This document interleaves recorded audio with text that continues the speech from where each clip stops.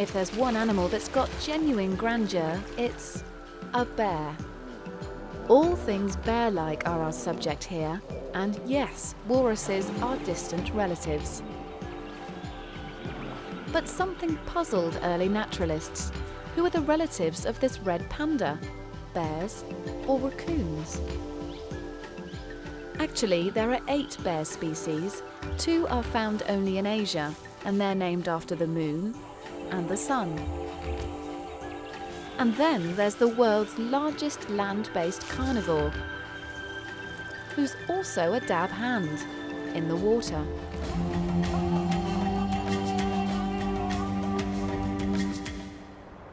Everybody loves them, but what makes a bear a bear? Well, they're furry, warm-blooded, have paws with claws, and an incredible sense of smell. In Alaska, one of these legendary predators has just woken up, and it's hungry.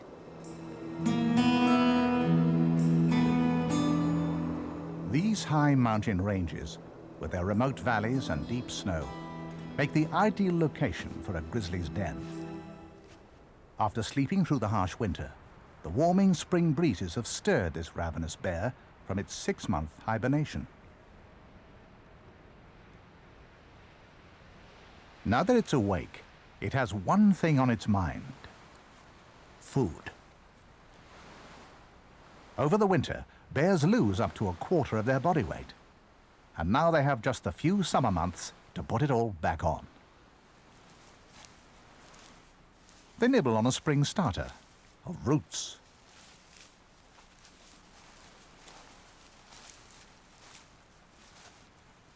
With their highly sensitive sense of smell, 100 times more powerful than ours, these bears search for food wherever their noses take them.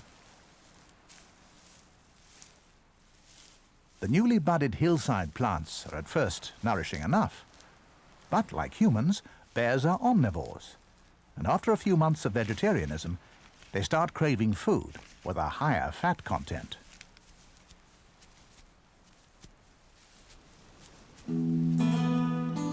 Their noses quickly home in on their summer main course. Grizzly bears are usually solitary, but now they gather in large numbers around the choicest swims, waiting for dinner to arrive. Each year, thousands of salmon flood back to the rivers in which they were born to spawn their own fry. Having run the gauntlet of fishermen's nets and hungry seals, the salmon now have the ravenous bears to contend with.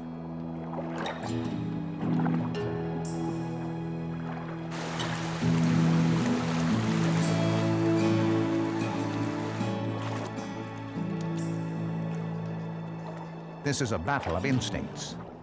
The bears know that these fish make an excellent meal, if they can catch them.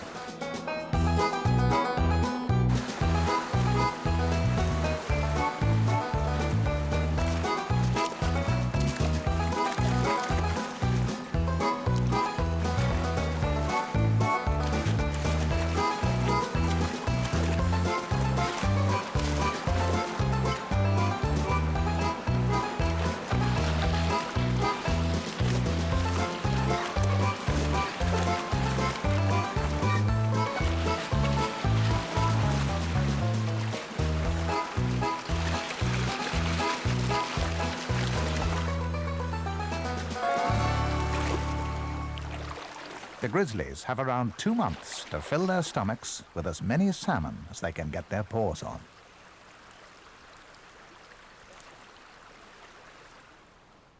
When the salmon become scarce, the bears make their way back up into the mountains. Finishing off their summer meal with more berries and leaves, these bears have put on over 200 kilograms and can now weigh nearly 700 kilos. As the winter snows begin, the grizzlies, massive and fat, are ready for their prolonged after-dinner snooze. No more eating, no drinking, No urinating and no defecating. These obese bears will return to their dens and sleep solidly for the next 6 months.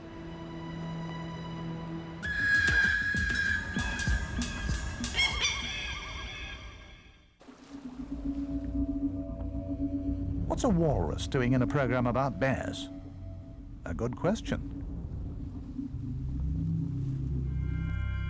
To find out, we need to step back 38 million years to the end of the Eocene period of geological time. Back then, bear dogs roamed the forests of subtropical Eurasia. These fearsome hunters were half bear and half dog. But they were about to evolve into something quite different. A new opportunity would soon burst onto the evolutionary scene.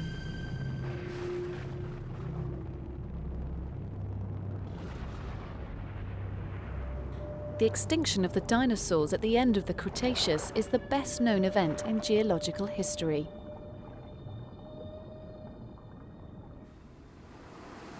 Once the sea-dwelling dinosaurs died out, the rich feeding grounds of the oceans were ripe for exploitation, an opportunity for new predators to dive in. It's easy to imagine that bear dogs, living along the coast, would begin to forage into the sea for food. Over time, scientists believe they ventured further into the marine realm and spent longer there. Eventually, unlikely as it may seem, bear dogs gave rise to the great granddaddy of the seal world, the walrus. Its landlubber origins are betrayed by the fact that, like all seals, it comes to the surface to breathe. The limbs of the bear dog ancestor evolved into flippers.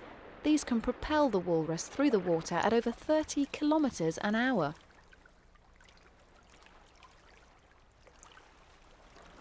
Another major challenge for land-dwelling animals that take to the Big Blue is the cold. Heat loss is 27 times faster in water than in air. In these Arctic seas, a human would only survive for a few minutes. But with a layer of blubber up to 10 centimetres thick, the walrus spends 2/3 of its life in the sea, without a shiver.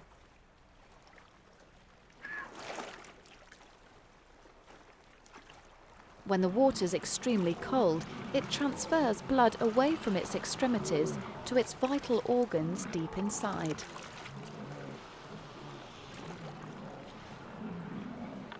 With so little blood in its skin, it looks almost ghostly white when it comes ashore. But after a spot of lolling in the sun, the walruses are restored to a ruddy pink. And pretty soon they will look like a row of portly Englishmen who've been sitting too long in the midday sun.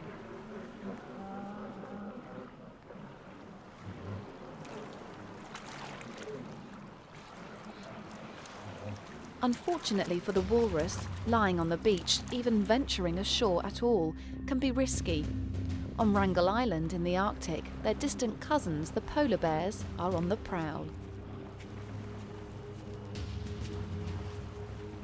Few animals could tackle a walrus weighing a ton with metre-long tusks, all that blubber and skin 4 centimetres thick. But the polar bear is up for anything. This polar bear tests the walruses one after the other, jumping onto their backs to find the weakest.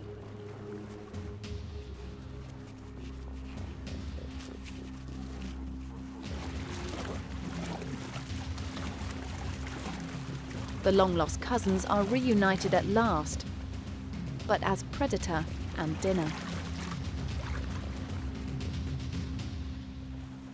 The polar bear spares no thought for any distant family connections and tucks in.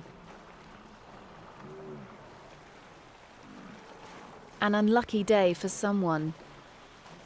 But there are still plenty of sea bears left to hang out on the beach.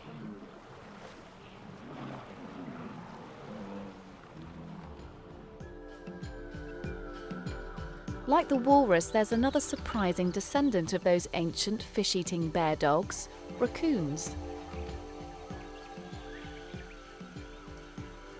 But the furthest they venture into the water is to forage for crayfish.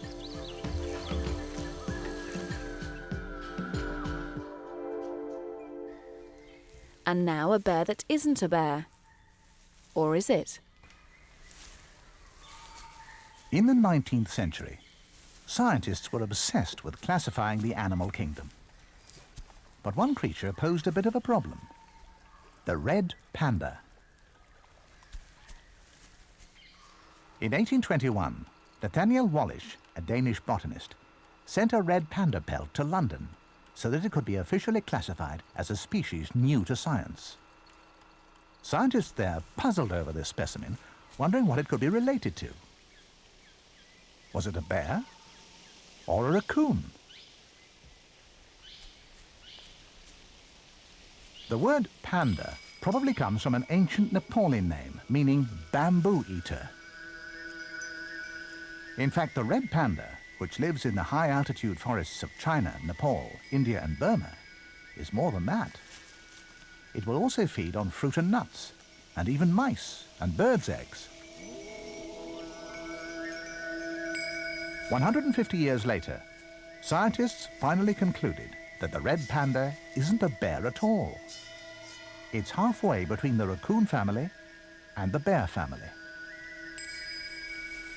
So the red panda isn't a true bear, but its much larger namesake is.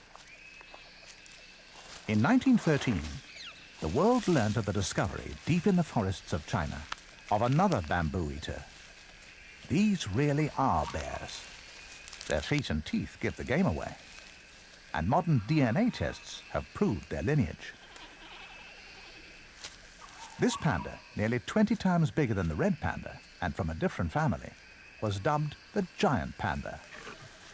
Males can weigh in at over 100 kilograms. The strange patterning of their fur is still a bit of a mystery, though it's been argued that it provides camouflage in the light and shade of the forest.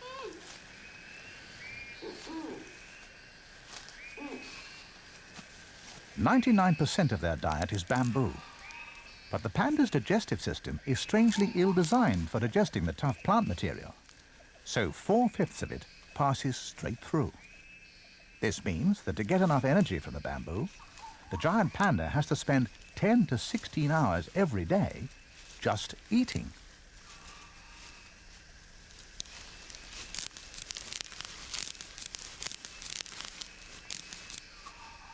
Such fussy feeding habits have led to an unusual adaptation not seen in any other bears, a sort of thumb, an extra 6th digit which helps them hold the bamboo.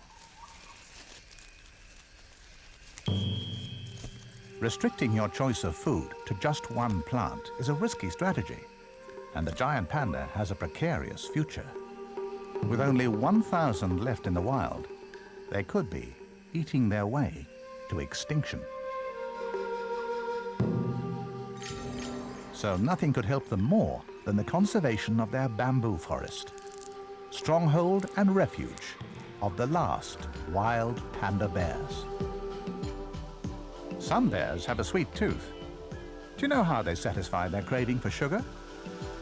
Well, forests have their own sweet shops. Berries.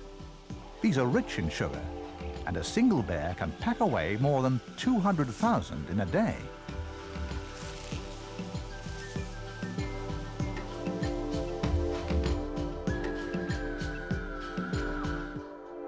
Stalking through Russia, Alaska, Canada, and Greenland is a bear perfectly adapted for survival in the coldest places on Earth.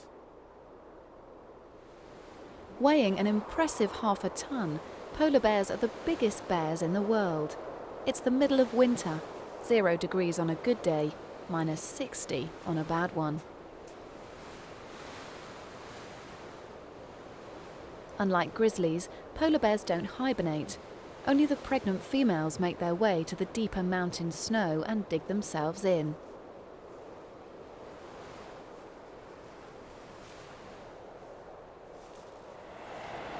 And it's here, tucked under a protective blanket of snow, that they give birth to their young.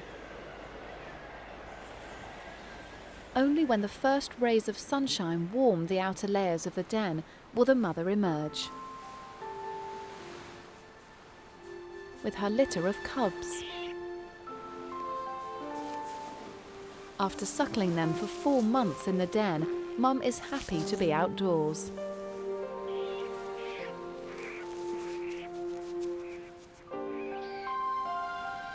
But she's seriously underweight and starving.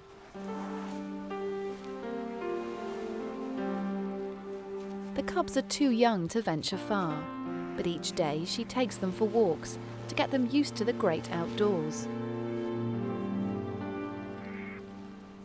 Something the curious males are already well accustomed to. Now that spring is here, they're on a mission to find the ocean. Frozen for months, it's about to thaw and provide them with a plentiful bounty of seafood. During the winter, nearly 30 centimetres of fat kept the cold out. They've used a lot of that, and they need to top up their insulation. These pools of thawed water are used by resting seals, which makes them a favourite hunting ground for polar bears. With their sensitive noses, they can smell a seal, alive or dead, over 30 kilometres away.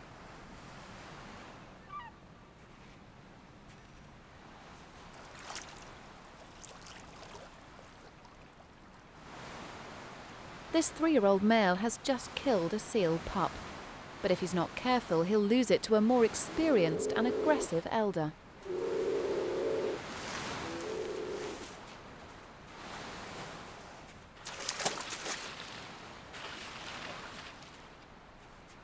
Of all bears, only the polar bear lives exclusively on meat.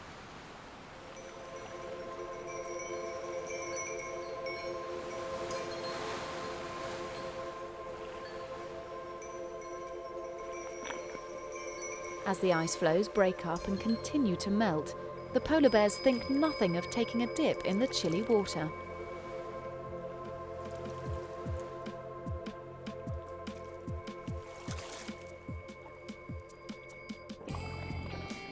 They're excellent swimmers. Their thick coats of hollow, air-filled hairs provide insulation and make them buoyant.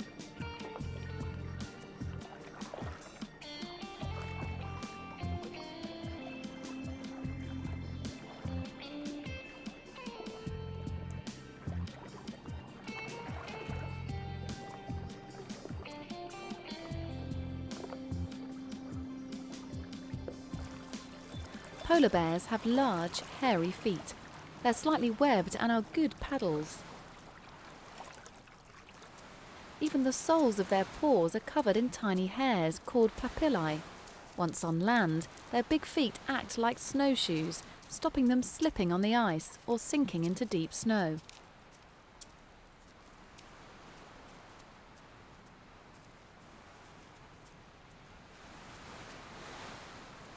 Searching for food, our hungry mother has also brought her youngsters to the coastline.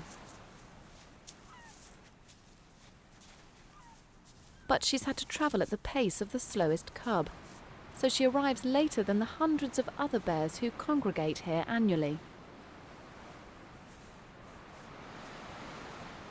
Having spent the whole winter alone, this is their only sociable time of year, and many of the males practice their fighting skills.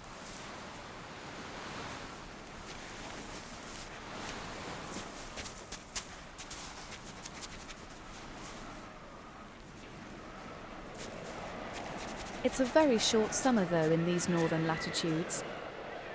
In a few weeks the females will head back into the hills. The males will wander off alone once again, and the seals will breathe a big sigh of relief. Even researchers at NASA, the space agency, are interested in bears. How do they sleep for so long and wake up with little loss of bone mass or muscle tone? If astronauts could do that, maybe they could hibernate to Mars. You might think Southeast Asia is an unusual place to go looking for bears. But in the tropical forests of Thailand, there's not just one species, but, heavens above, 2. There's the Asiatic black bear, also known as the moon bear because of the crescent moon on its chest. And the smallest of all bears, the sun bear, its beautiful chest markings resembling the setting sun. Finding them in the forests is tricky. Both bears like to spend much of their time in trees. Unfortunately, being hard to find doesn't mean they're free from human persecution. They're hunted for meat, taken for the pet trade, and killed for use in traditional medicine. But the future for these endangered animals is not all bleak. At the Banglamung Breeding Centre, just south of Bangkok, they've 65 of these magical animals with the moon on their chests.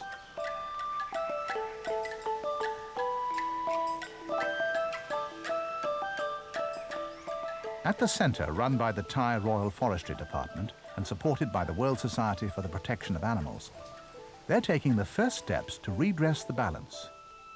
Reintroduction, which is much more than just transporting them back to the forests and waving goodbye.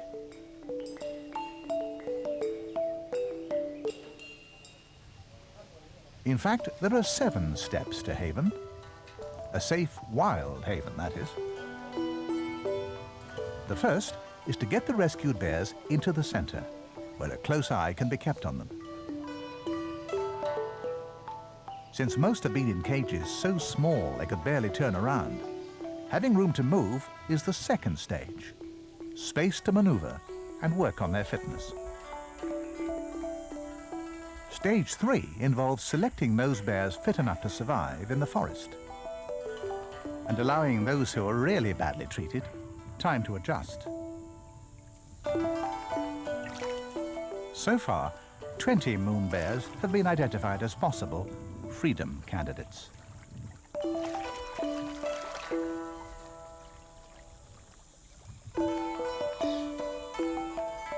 The fourth step is the big room, a huge area in which the pre-release bears get a chance to interact with one another, forage, and generally try out all the things they learnt in stage 2.